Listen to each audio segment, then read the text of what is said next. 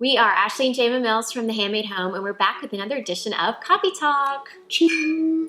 And we're so excited you're here. We started a new series, The Psychology of a Renovation. And so if you missed that, you can check the link below and you can follow there, start there, and then hop back to this video. But in that video, we talked a lot about your home being an experience, not just an investment. So a lot of good information and a good place to start as we look down at what we're going to talk about today. We'll be covering a lot of different topics in this series, and we're really excited to tackle one in particular today, and it's called fixations.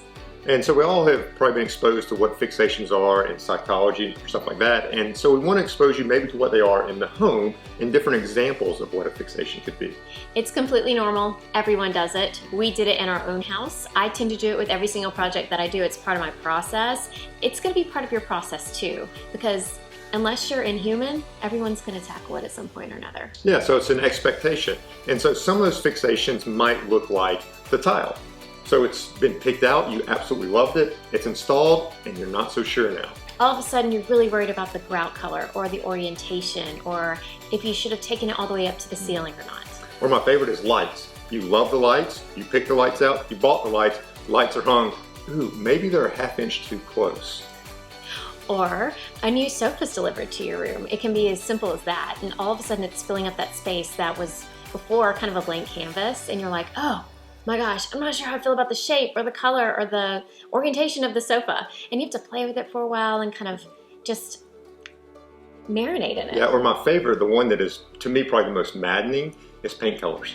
That you get a paint color and then you get one shade this way and one shade this way, and next to each other there's like a huge difference. But if you were to paint all three on whatever you're painting, you probably wouldn't notice a difference between any of them. It's the quickest way to drive yourself absolutely insane. And so fixations are completely normal. It's what we go through every time. And the key here is recognizing exactly what it is. Yeah, understanding, again, you're not abnormal. This is a very normal process, and seeing what's happening and understanding you made good decisions on the front end. Now let it all play out. A lot of that is taking a step back and realizing what it is that you're dealing with, whether you're working with a professional and you've got them to lean on and to guide you. There's a trust process that takes place there, and we discuss that a lot when we talk about working with designers, if you look through our series and our last construction series that we did. Right. The question now we face with is what causes these fixations? Absolutely, and we have to say the root of all fixations is fear. Yeah, I think fear is a huge theme that causes these, and you get fear for a bunch of different reasons. Fear comes in your life a lot of times because it's a new experience sometimes.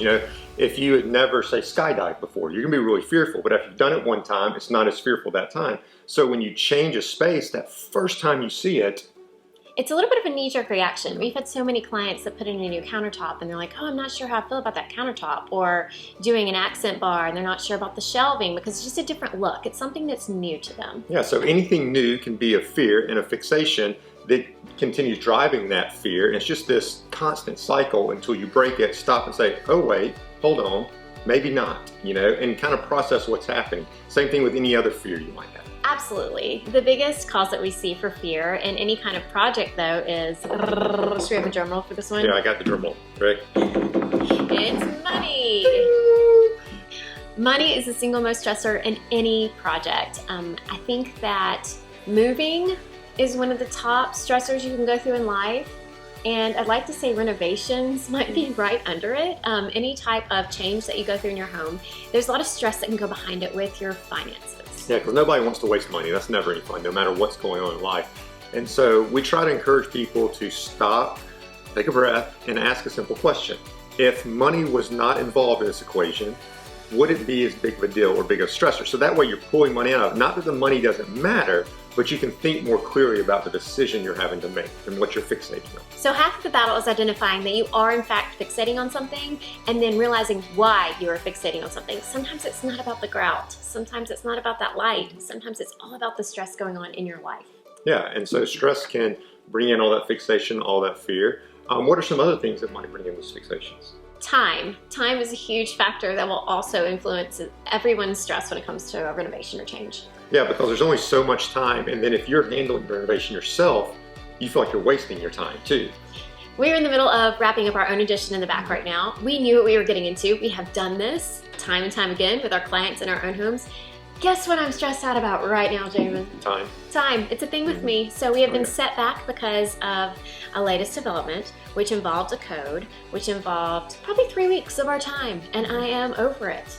She is. Her stress level way up here. We tend to put ridiculous limits on things. I like to call them arbitrary deadlines. They're just ones you've made up, and they don't really have to do anything with real time events and something you're kind of putting pressure on yourself. So if you again stop and ask the question, if time was not a part of this, would I be stressed out? The answer typically is no. So if you can remove time from it, then that kind of helps out a lot. And all this sounds like a perfect situation, but it really is a great way to stop and check yourself before you wreck yourself. Yeah, and even in a situation where time still is a factor of it, if you can at least say, hey, it's not the renovation, it's the time of it, then I know what I'm dealing with there. It's not the design, it's not the contractor, it's not the designer, it's not whoever or whatever. It's actually time itself and my need to meet a deadline. So fixations are usually based on fear, and half your power can come back to you once you can identify what it is that you are so stressed out about. So far we've discussed the stressors of time and money, and something that we touched base on a little bit before would be the idea of something just fresh and new to you. So it's back to that skydiving analogy. If you've had a blank space in your home for a while and you suddenly put something new in there, it's going to become a little fresh to you, and you're not sure how you feel about it. Yeah, which is really weird because you would think on the forefront you would just be super excited about this new and all that, but it's amazing how sometimes it's so shocking and so almost out of your comfort zone that you don't know what to do with it. If you've had a certain countertop in your kitchen all this time and then suddenly you replace it with fresh soapstone, you might have a little bit of a knee-jerk reaction. Ooh, that's darker than I thought. I'm not sure how I feel about it. Yeah, and you know what this newness kind of does too? It plays on those other two things we just talked about, time and money, because now I've got this newness and oh no, is that what I wasted my time on and wasted my money on? That was really expensive. I'm not sure how I feel about it. Yeah. So it's this endless cycle, and it can really be easy to get caught up in the anxiety of it all. Yeah, and you would be surprised. You may have never had it in your life, fear or anxiety, and it just comes out of nowhere. And it becomes very hard to deal with. So how do we deal with this, I think, is our next question. The best way to deal with it is identifying it, calling it out, identifying it and knowing what it is. And that is a great way to take back a little bit of that power and realize what it is that you're dealing with. Yeah, and so that helps you understand where you're at. It's not this arbitrary feeling out there anymore. You've made it concrete. And so you can begin asking some of those questions we've talked about already. If you take money out, take time out, take all that, you name the emotion here, and that kind of helps you deal with it all. Everyone's personal situation is different. That might be consulting a financial planner. That might be taking a look at your numbers and taking a step back. It might be having a glass of wine, actually. It might be taking a step back and taking a day off and just realizing you're overwhelmed. There's a lot going on. Identifying it, dealing with it appropriately, and also having a little bit of faith. I can't tell you how many times we weren't sure, oh my gosh, is this the right choice? And you're gonna land on your feet. Things have a way of working out.